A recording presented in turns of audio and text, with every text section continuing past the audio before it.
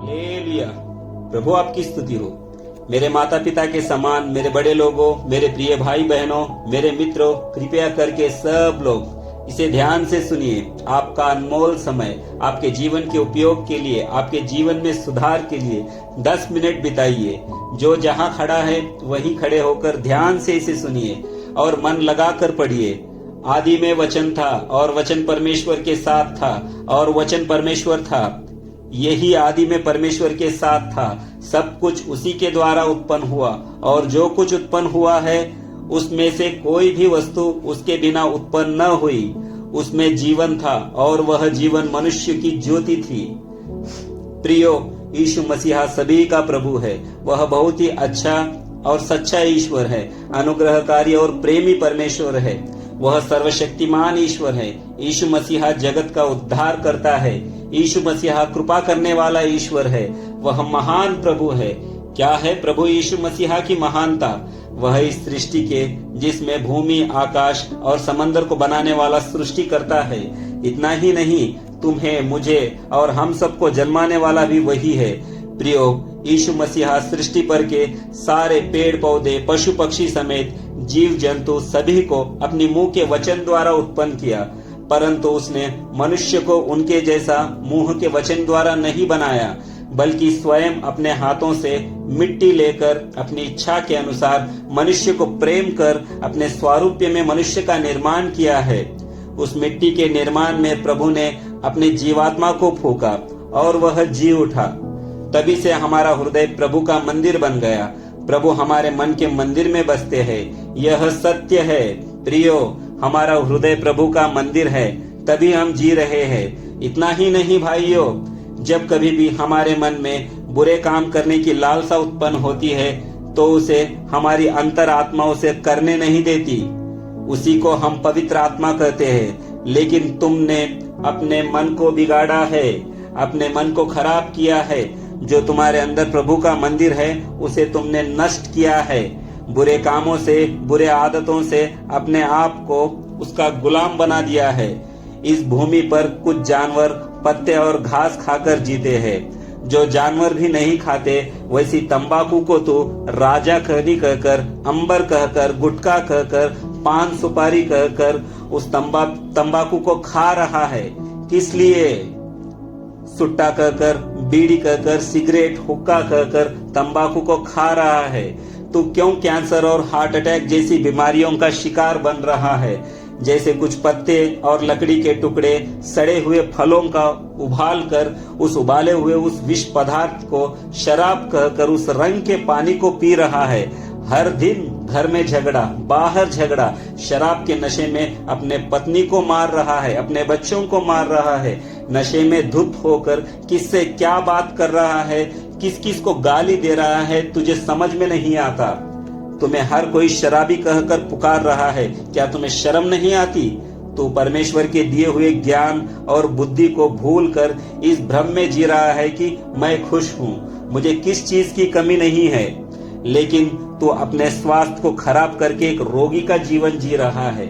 शादी से पहले किसी के साथ, तो शादी के बाद किसी और के साथ। तुम्हारी 5 मिनट की हवस पूरी करने के लिए अवैध संबंध बनाकर व्यभिचार करते हुए मैं बहुत ही सुख भोग रहा हूँ, मैं बहुत ही आनंद से हूँ। ऐसे सपने देखते हुए अपने परिवार की सुख शांति को बिगाड़े हुए जिसने तुझ पर भरोसा रखा है, उन्हीं को तू धोखा दे रहा है। तुम चाहे हल चलाते हो या कूली का काम करते हो या कॉन्ट्रैक्टर हो या व्यापार करते हो या उद्योग करते हो, जो भी काम करो, अगर उसमें बिना हुनर और विश्वास के धोखेदारी से, झूठ का सहारा लेकर अपने समय को व्यर्थ करते हुए छल से काम कर रहा है, इसलिए ना ही तू किसी का कर्जदार है और तुझसे ज्यादा धन संपत्ति तेरे पास है।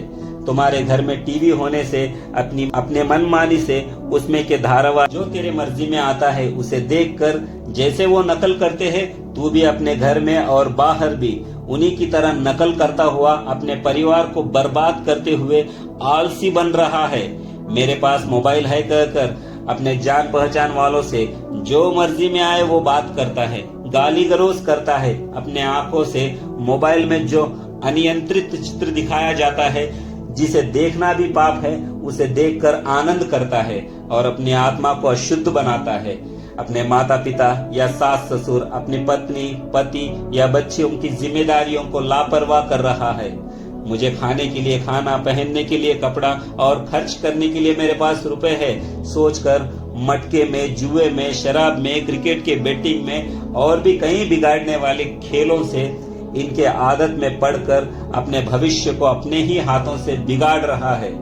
यह सब नीच काम करते हुए तू सोच रहा है कि मैं एक अच्छा भक्त हूँ। जैसे ही कि कोई त्योहार आता है तो अपने पापों का प्रायश्चित करने के लिए एक मुर्गी को या एक बकरे की बलि चढ़ाकर उसके खून को छिड़क कर और उसके मांस को खुद ही खाकर अपने आप से कहता है, अब मेरे पाप धुल गए हैं, अब मेरा और एक साल कुशल मंगल से बीतेगा, कहकर अंधभक्ति में जी रहा है।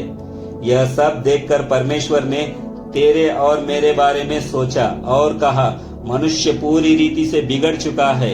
यह कहकर वह अपने आप स्वयं मानव का रूप धारण कर बिना पिता परमेश्वर की इच्छा के पवित्र आत्मा परमेश्वर के अनुग्रह से एक कन्या के गर्भ को धारण कर जगत के उद्धारकर्ता यीशु मसीहा के रूप में जन्म लेकर इस धरती पर आए और उन्होंने 33 वर्ष इस धरती पर संचार करते हुए कई आश्चर्य कार्य, कई चमत्कार काम किए। मेरे और तुम्हारे पापों को जैसे कि जन्म कर्म पाप के लिए अपने आप की बलि चढ़ाकर क्रूस पर मरकर ताबूत बक्से में रखने के 3 दिन बाद उठकर कई लोगों को दिखाई दिए और कई अद्भुत कार्य करके यीशु मसीहा स्वर्ग को आरोहण हो गए। उसने जाते जाते यह कहा, मनुष्य मुझे बहुत ही प्रिय है, यह सारी सृष्टि बिगड़ गई है। मैं इस जाकर तुम्हारे लिए एक नया राज्य का निर्माण करूंगा और दोबारा तुम्हें ले जाने के लिए आऊंगा। उस राज्य में धोखा, व्यभिचार, चोरी न होगी, वहां मृत्यु नहीं, युगानुयुग तुम जीवित रहोगे। वह तो एक बिना अंत की सृष्टि होगी। मैं सदा तुम्हारे साथ निवास करूंगा और तुम मेरे साथ। प्रियो, यीशु मसीहा के आने से पहले यह सब घटनाएं होगी, जैसे कि नई नई बीमारियों का फैलना, और हम में से कई लोग उन बीमारियों से गुजर भी रहे हैं। भूकंप होगा, सुनामी आएगी, तूफान उठेगा, युद्ध होंगे। यह सब प्रभु के आने का सुसमाचार होगा। इस छोटे से तात्कालिक जीवन को जीने के लिए, अपने परिवार का पेट भरने के लिए तू झूठ बोलता है, धोखा देता है, रिश्वत लेता है, अपनी बुद्धि और दिमाग को इस्तेमाल करके किसी न किसी तरह से जीने की कोशिश कर रहा है। फिर सत्य को तू क्यों ग्रहण नहीं कर पा रहा है? सच्चाई को क्यों समझ नहीं पा रहा है? तुम मरने के बाद युगानी युग परमेश्वर के राज्य में जीवित रहोगे, इसलिए तुम परमेश्वर को पूरी रीति से जान लो।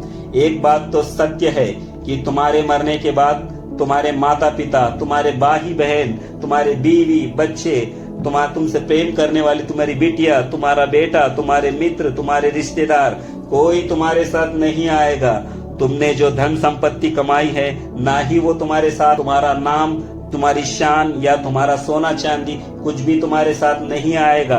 तुम सत्य से या असत्य से, मेहनत से या धोखे से तुम्हारा कमाया हुआ धन बैंक में हो या तुम्हारे घर के अलमारी में हो, कुछ भी तुम्हारे साथ नहीं आएगा।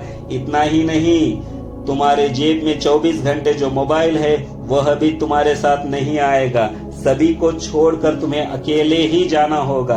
परंतु तुम्हें अत्यंत प्रमुख बात यह सोचनी है कि मरने के बाद तुम्हारी आत्मा कहाँ जाएगी। क्या तुम्हें ये पता है?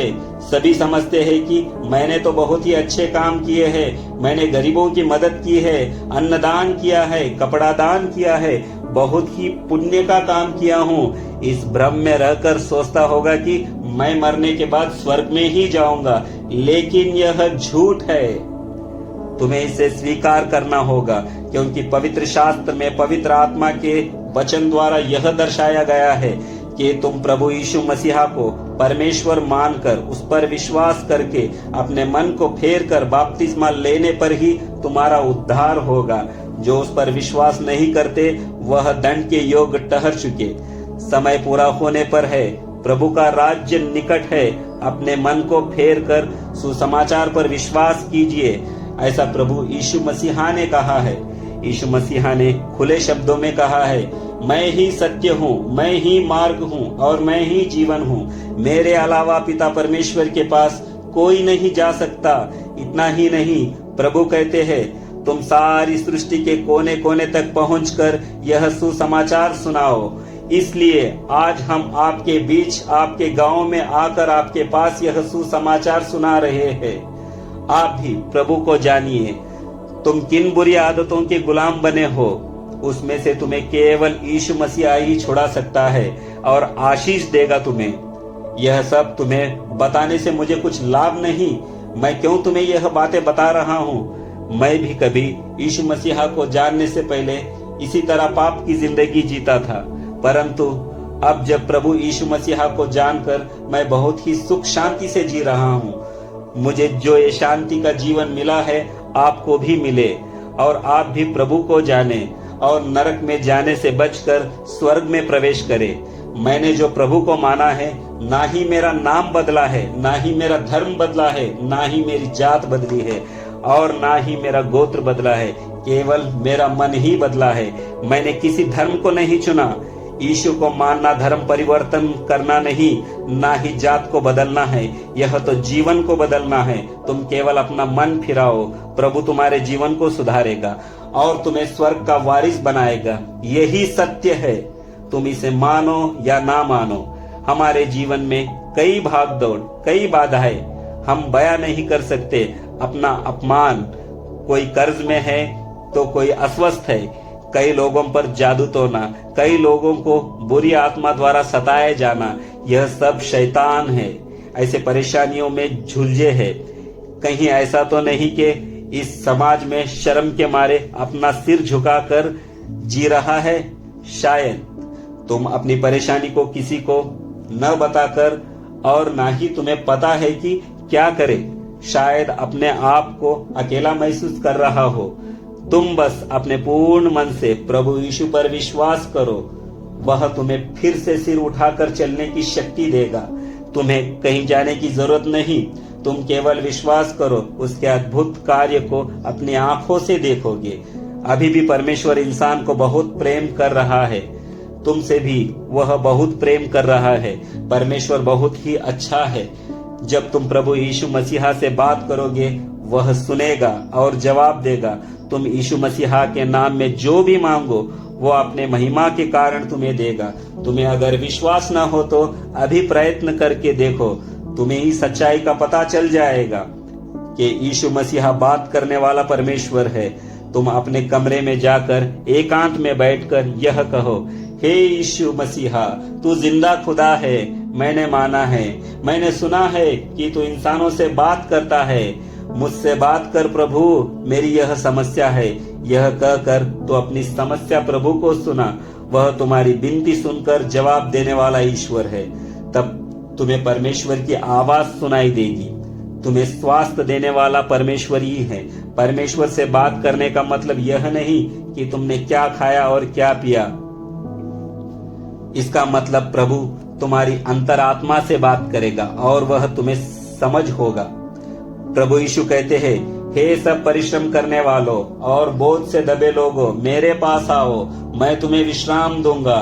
प्रभु यीशु के पास आने से और परमेश्वर को मानने से ना ही तुम्हें अपना नाम बदलने की जरूरत है, ना ही अपनी जात बदलने की और ना ही तुम्हें अपना धर्म बदलने की। तुम केवल प्रभु की ओर अपना मन फिराओ और विश्वास करो कि प्रभु यीशु मसीहा ही सत्य परमेश्वर है। प्रभु तुम्हें चाहता है, वह तुम्हें बुला रहा है। तुम अगर उस पर विश्वास करके आओ, तुम्हें जो भी दुख है, शायद ही किसी ने तुम्हारा दुख दूर किया होगा, परंतु तुम अपना दुख प्रभु यीशु को सुना सकते हो और वही उसे दूर करेगा। यह सत्य है, तुम विश्वास करो और हो जाएगा। प्रभु यीशु मसीहा ने इस धरती पर कई ऐसे आश्चर्य काम किए हैं, जैसे कि अंधों को आंखें देना, लंगड़े और लूलों को चंगा करना, बहरे इंसान को सुनाई देना, गूंगे इंसान को बोली देना, कोढ़ की बीमारी से दूर करना, मरे हुओं को जी उठाना, लकवे इंसान को स्वस्थ करना। ऐसे एक नहीं, दो नहीं, कई अद्भुत काम, आश्चर्य काम प्रभु ने कर दिखाए हैं। शैतान को भगाना, दुष्ट आत्माओं को निकालना और भी कई है। प्रभु यीशु मसीह एक गांव का, एक ग्राम का, एक शहर का या किसी एक जाति का या धर्म का परमेश्वर नहीं, वह तो हर किसी का परमेश्वर है। यीशु कहते हैं, यदि तू कर सकता है, यह क्या बात है, विश्वास करने वाले के लिए यह सब कुछ हो सकता है। परेशानियों से दूर होने के लिए यही एक सहायक है जो तुम्हारे लिए आया है। प्रभु यीशु तुझसे बात कर रहा है। यह जो तू पढ़ रहा है, तू किस परेशानी में फंसा है मुझे नहीं पता। अगर तुझे प्रभु यीशु मसीह में विश्वास हो तो अभी प्रार्थना कर। अगर परमेश्वर की इच्छा हो तो वह तुझे निश्चय प्रभु यीशु का उद्धार देगा, तुझे छुड़ाएगा, शांति और समाधान तुझे अनुग्रह करेगा। यीशु मसीहा तुम्हारी सहायता करेगा, तुम्हें और तुम्हारे परिवार को प्रभु यीशु मसीहा आशीष देगा। समय बीतने से पहले अपने जीवन को सुधार ले। कहीं ऐसा तो नहीं कि अपने जीवन को नष्ट कर रहा हो। सोचो, अभी तक जो भी बातें तुमने पढ़ी है और जिसने भी इसे सुनी है, उस हर इंसान को पवित्र आत्मा परमेश्वर उनका मन फेर कर कही गई बातें उनके मन में स्थिर करके प्रभु यीशु मसीहा के दोबारा आने के समय वह भी हमारे साथ स्वर्ग की ओर उठाए जाने के लिए उन्हें प्रोत्साहित करे। इन सब को एक एक करके गवाह के तौर पर परमेश्वर के सम्मुख खड़ा कर सकूं। हे पिता परमेश्वर, जो लोग बुरी आदतों के गुलाम हो गए हैं, जो नाश होने की दशा में हैं, उन्हें भी आपके सम्मुख गवाह के रूप में खड़ा करने के प्रयत्न में सभी को सत्य समाचार सुनाने और समझाने में अपने इस दास की सहायता करना। निडर होकर धैर्य के साथ सत्य वचन को प्रकट करने में मेरी सहायता करना। इस प्रयत्न में कोई बाधा ना हो, अगर हो भी तो उसे सहन करने की शक्ति मुझे देना। जब मेरे प्राण जाने पर हो, मेरे सम्मुख आप हो, सदा आपकी सेवा में बना रहूं। यीशु मसीहा के नाम में मांगता हूं पितामह, आमीन, आमीन, आमीन।